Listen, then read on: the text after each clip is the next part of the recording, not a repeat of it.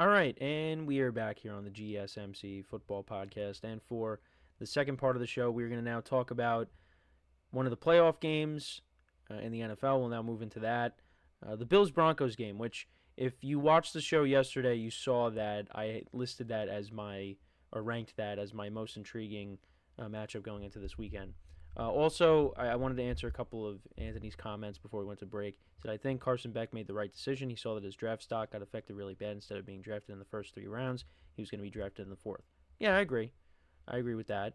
And then he also said Texas was just playing down to their opponent. I don't think they were taking Arizona State seriously. Well, they were up in that game, and then Arizona State pulled off a comeback in the fourth quarter. I know Quinn Ewers threw a pick that led to points for the Sun Devils, and then that game went into overtime. I mean, maybe you're right, but Texas was up in that game.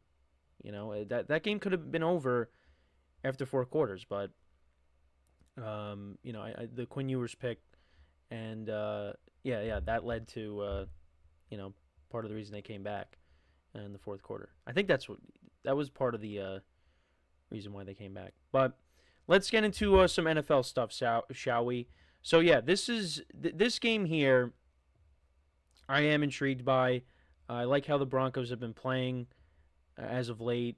Now, can they upset the Bills? Now, they did beat them last year in Orchard Park. Now, Russell Wilson was the quarterback, different team. But just wanted to bring that up.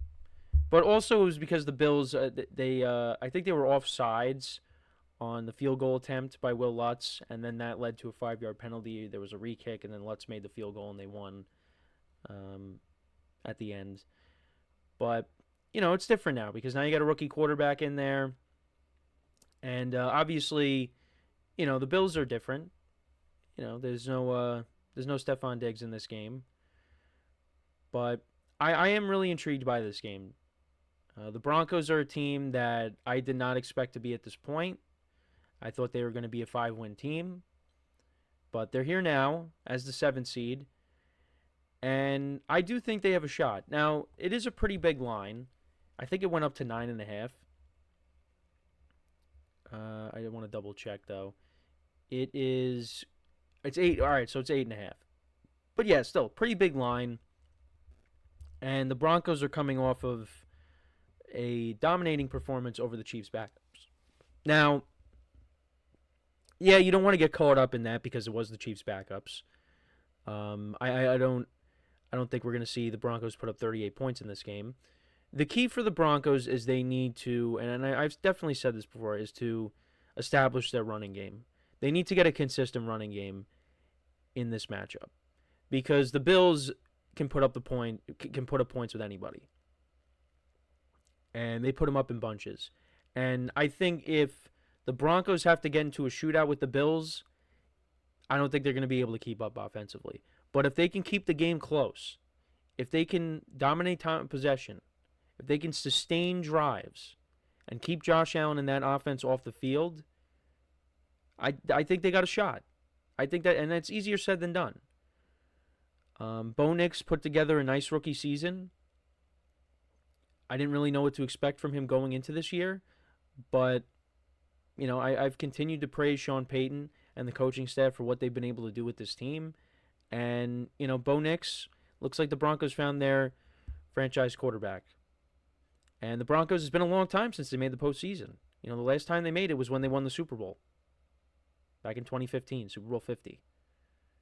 And there is nobody on that team that's playing for this Broncos team. Now, there is a player that will be playing in this game that was on that Broncos team, and that was Von Miller. I forgot about that going into this matchup because I saw he said that everything's come full circle now, playing the Broncos in the playoffs. First time they've made it since they won the Super Bowl with him when he won Super Bowl MVP. That Broncos defense was unbelievable. Now, this Broncos defense is pretty good, just not like that. No fly zone, and yeah, you had Von Miller and DeMarcus Ware and Malik Jackson. That was a great defense. That was one of the greatest defenses of my lifetime, watching football. Between that, the Legion of Boom, the Ravens defenses with Ray Lewis and Terrell Suggs and Ed Reed. Seen some pretty good defenses in my life. Now, not like I was around during the '85 Bears era or the 2000 Ravens, you know, but I've seen some pretty good defenses in my lifetime, and no fly zone is definitely up there. But back to this game though, that's really how I see the Broncos, the pathway to the Broncos winning this game. And also the other thing too is Bo Nix cannot turn the ball over. Because the Bills will capitalize on that. Josh Allen in that offense will capitalize on that. So, yeah, again, it's easier said than done, but I think that's the key. Establish the run and limit the turnovers. And, Bo Nix has done a nice job at times of doing that, but can't afford to do that in this game. Now, if you go back to when they played the Ravens, that was a big test for them. And, that game was close for a little bit, but then the Ravens pulled away. Ravens ended up winning that game. Well, Ravens ended up winning that game 41-10. So it was, at one point, what was it? Well, it was 10-7 in the second quarter. Then it was 17-10. Yeah, it was 24-10 at the half, and then the Ravens shut them out. That was back in week 9. But, then they had the Chiefs on the ropes. They had a chance to win that game, and, the blocked field goal happened. The Chargers, they lost 2 close games to the Chargers, and, they lost in overtime to the Bengals. So, yeah, I mean, they haven't fared well against, some of the good teams here. So we'll see what they do in this spot. I mean, it's the playoffs. Anything can happen. I think the Broncos are kind of playing with house money. Not a lot of people expected them to be here, but they are a good team, though. They are a good team. And it's going to be all about trying to slow down Josh Allen, which is not going to be easy. You're not going to completely shut him down. But if you can try to contain him for a little bit, then maybe you have a chance. But if this game gets out of hand, I mean, I don't think the Broncos are going to be able to, if the Bills go up like 14-0, I don't think the Broncos are going to come back. Got to keep it within distance. But we'll see. I mean, the Bills, it's different because, when they had Stephon Diggs last year, that's who, you would have Patrick Surtain match up against. But now, they could beat you different ways. I mean, Josh Allen spreads the ball around. So it could be a different guy that beats you. Whether it's one of the tight ends or if it's, Keon Coleman or Khalil Shakir, Amari Cooper, Matt Collins. I think Matt Collins leads the team in touchdown receptions. So, yeah, I mean, it's going to be tough. And then on top of that, you got to deal with Josh Allen if he runs with the football. And it's going to be hard to take him down. James Cook's had a good season.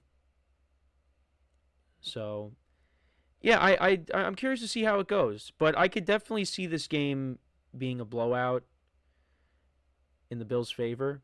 But maybe the Broncos keep it close. And I think Sean Payton will come up with a game plan where they could keep it within distance. And maybe it comes down to a last-second field goal. Now, in terms of who I think is going to win the game, having said all that, I think the Bills win this game. I just think that you got the MVP on the team. I think it's just going to be a little too much for the Broncos to overcome in this matchup. I think they'll show up, they'll play well, but I could definitely see a scenario where it's close and then the Bills end up pulling away. I just think Josh Allen is playing the best football of his career right now, and it's hard for me to see him lose this game in this spot at home where he does relatively well in the playoffs. I think actually no, he lost to Burrow and he lost to Mahomes last year, but yeah, I think the Bills win this game. I think, like I said, it could be close at a certain point, but then the Bills pull away. But yeah, I can't pick against the Bills in this spot. I'm going to take them here. But if the Broncos win, that would be